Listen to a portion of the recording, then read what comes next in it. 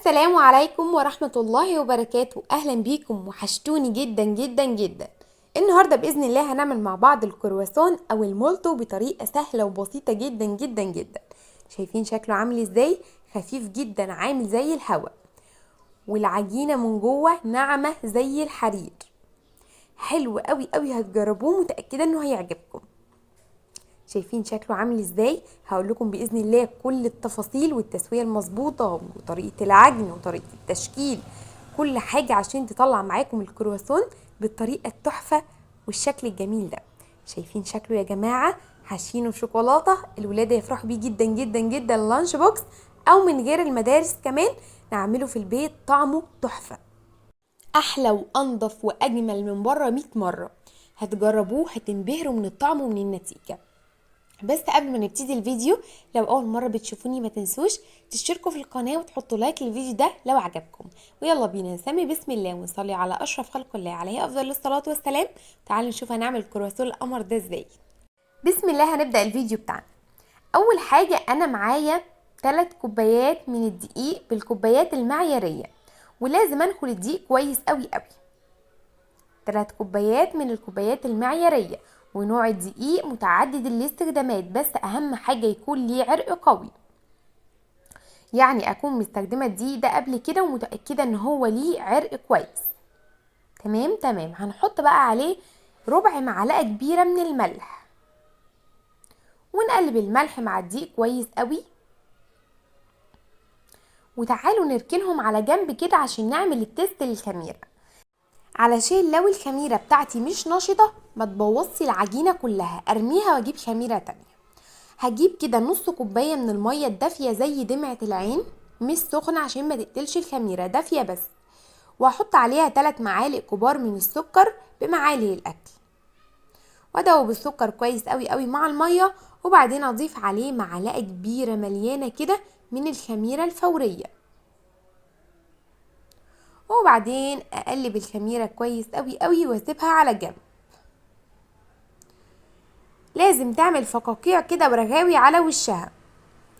طيب هجيب بقى الدقيق وابدا ان انا اضيف عليه الخميره. انا متاكده من نشاطها فعشان كده ضفتها على طول، لكن لو انتي مش متاكده واول مره تستخدميها سيبيها لحد ما تعمل فقاقيع كده ورغاوي على وشها وتاكدي انها نشطه. معايا ربع كوبايه من زيت الاكل، هبدا ان انا اضيفه واعجن بقى العجينه دي كويس قوي قوي. بدأنا بقى في نقطة العجن، دي أهم نقطة اللي هتفرق معانا في عجينة ناعمة مش خشنة. أول حاجة لازم أعجن العجينة دي حلوة قوي قوي، يعني أعجنها مش أقل من ربع ساعة. ولو عندك عجان اشتغلي فيه. لازم العجينة دي يا جماعة تتعجن كويس قوي قوي، ولازم أضيف المية عليها شوية بشوية، مفيش مقدار معين للمية. كل نوع دقيق بيختلف عن شربه للسوائل، يعني في دقيق ممكن يشرب سوائل كتير وفي دقيق لا، ده على حسب كل نوع دقيق. فانا اضيف المية شوية بشوية واعجن العجينة حلوة قوي قوي، يبقى مفيش مقدار للمية. تمام، بس مش بتكون اقل من كوباية. خلاص، يعني بتبقى كوباية وربع، كوباية ونص، على حسب نوع الدقيق. طيب، اضافة المية شوية بشوية للعجينة. لو نوع الدقيق بتاعك مفهوش عرق قوي، اضافة المية شوية بشوية هتعمل عرق قوي وكويس قوي قوي للعجينة بتاعتك. لازم اعجن العجينة كده لحد ما احس ان وش العجينة بقى ناعم ملساء.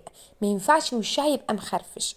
ملمس العجينة بتكون وسط، لا هي طرية وسايحة ولا هي ناشفة، يعني تكون طرية بس مش بتلزق.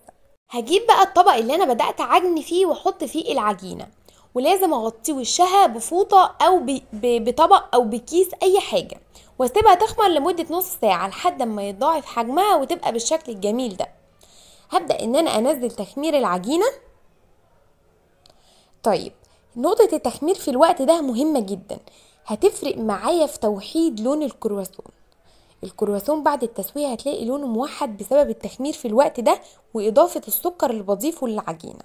بعد ما نزلت تخمير العجينة هبدأ ان انا اقسمها لكورتين 2 قد بعض زي ما انتوا شايفين كده. هبدأ برضو بعد ما اكورهم اسيبهم يرتاحوا بس لمدة 10 دقايق عشان يتفردوا معايا بكل سهولة. حلو جدا. هحط بقى واحدة كده في الطبق، واسيبها بقى ترتاح، وارش برضو على وشها كده رشه دقيق عشان ما تلزقش في قلب الطبق، واسيبها بقى ترتاح مع نفسها كده لحد ما اخلص الكرة الاولانيه.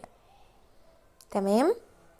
هجيب بقى رشه دقيق وابدا ان انا افردها تحت العجينه او تحت الكرة الاولى اللي انا هشتغل فيها. اعمل رشه دقيق كده واحط الكرة وابدا ان انا افردها.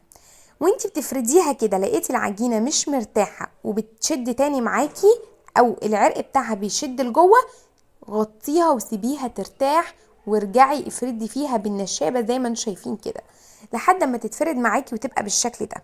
ما تخافيش خالص خالص. وبرده كميه الدقيق اللي انتي بترشيها تحت العجينه ما تكونش كتيره، يعني تكون حاجه بسيطه بس عشان ما تلزقش. سمك العجينه بيكون وسط، لا هو تخين ولا هو رفيع. وبعد ما بفردها كده زي ما انتم شايفين ببدأ ان انا احددها الاول بسكينة او بمسطرة اي حاجة علشان انا مش بعرف اساوي ايدي في القطاعة. تمام. زي ما انتم شايفين كده، او تقدري تقطعيها اصلا بسكينة، بس الاول تحددي الجزء اللي انت هتقطعيه علشان يطلع كله قد بعضه. وبالسكينة ابدأ ان انا اعمل حرف كده من تحت، لو مش عايز تعمليه مفيش اي مشكلة خالص. الحشو بقى تقدري تحشيه جبنه، تقدري تسيبيه ساده، تقدري تحشيه شوكولاته زي ما انا هعمل عشان يبقى زي المولتو اللي بنشتريه من بره بالظبط. تمام. الشوكولاته دي شوكولاته خام اللي هي شوكولاته المطبخ، مكسراها كده قطع صغيره زي ما انتم شايفين. انا مش واخده القالب كله، يعني سايبه كده حوالي 4 مكعبات. والشوكولاته جت على قد الكرواسون بالظبط. تمام. والكرواسون طبعا تقدري تتحكمي في حجمه سواء كبير او صغير، يعني تعمليه كرواسون او تعمليه مولتو اللي انت عايزاه. ببدا ان انا اجيب مثلث كده، شايفين المطه اللي في قلب العجينه حلوه قوي بسبب نوع الدقيق. وبعدين ابدا ان انا احط الشوكولاته واقفل عليها وابدا ان انا اشد الكرواسون لحد ما يبقى معايا بالشكل الجميل ده. وهعمل بقى كل كميه المثلثات بنفس الشكل ده. والكوره برضو اللي انا سايباها ترتاح هعملها بنفس النظام اللي انا عملت فيها الكوره الاولانيه. تمام تمام. انا دلوقتي معايا صاج مدهون دهنه بسيطه جدا من الزيت، وهبدا ان انا احط فيه الكرواسون. بس احط الكرواسون على الجزء اللي هو مقفله من عنده علشان ما يفتحش مني ولا هو بيخمر ولا هو بيستوي. تمام. وطبعا هعمل الكميه كلها زي ما انتم شايفين كده. دوت اول صاج عملناه مع بعض. انا كنت مكبره قوي الكرواسون في اول صاج زي ما انتم شايفين، والصاج التاني عملته صغير شويه، عملت الكرواسون صغير عشان ابقى عملت الكرواسون وكمان مولتو. تمام.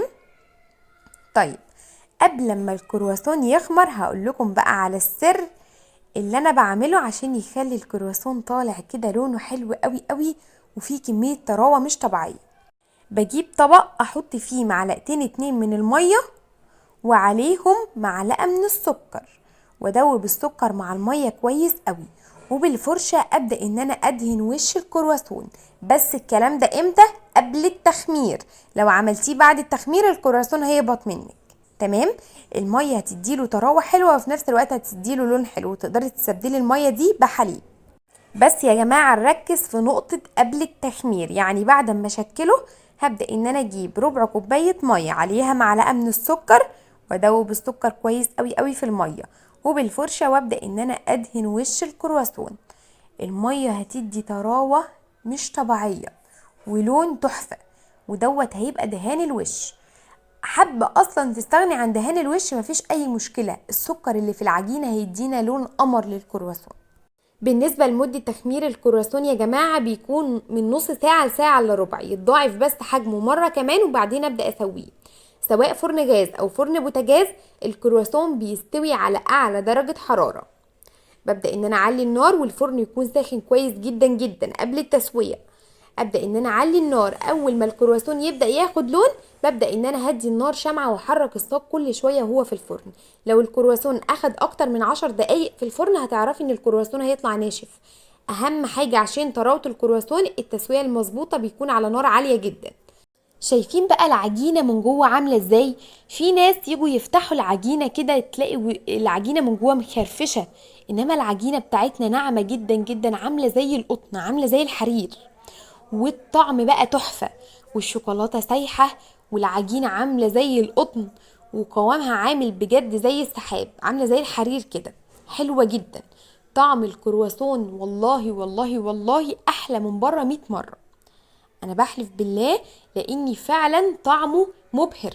كل اللي هيدوقه هيسألك على الطريقة بتاعته. انا الكمية دي كلها خلصت في يومها، ولو حتى قعدت لتاني يوم مش هيبرول ولا هيحصل له اي حاجة مادام احنا ماشيين خطوات العجن مظبوط. اخف واطرى واهش كرواسون او مولتو هتعملوه في البيت، طعمه لذيذ لذاذة مش طبيعية. تعمليه بقى لولادك للانش بوكس كده، او للفطار الصبح مع كوباية شاي بلبن، طعمه عظمة. هيوفر معاكي كتير قوي قوي عن ما كنتي بتشتريه من بره. عملنا مع بعض العيش الفينو والعيش الكايزر، ولسه ان شاء الله مستمرين مع بعض وصفات المدارس اللي بنشتريها من بره بالشيء الفلاني هنعملها في البيت بمنتهى السهولة وبمنتهى البساطة وبنتائج احلى 100 مرة. بصوا بقى الكرواسون عامله ازاي، تحفه. جربوه، مستنيه رايكم فيه. واسيبكم في رعايه الله واشوفكم على خير الفيديوهات الجايه. والسلام عليكم ورحمه الله وبركاته. وباذن الله الوصفه تكون عجبتكم وتعملوها بدون اي تعقيد. مع السلامه.